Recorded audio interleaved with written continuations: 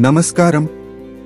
గాయత్రి యంత్రం అనేది జీవితంలో సానుకూల శక్తి, మానసిక శాంతి మరియు ఆధ్యాత్మిక పురోగతిని అందించే శక్తివంతమైన మతపరమైన సాధనం.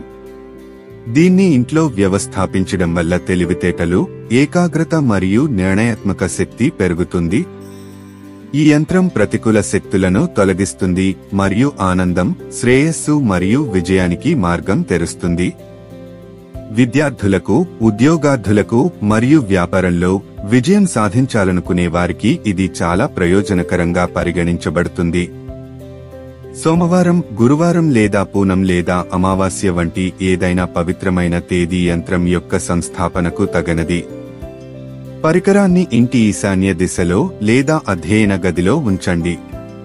ఆరాధన దీపం వెలిగించండి, పువ్వులు అర్పించండి, రోలి, అక్షత్ పూయండి మరియు గాయత్రి మంత్రాన్ని 11, 21 లేదా 108 సార్లు జపించండి.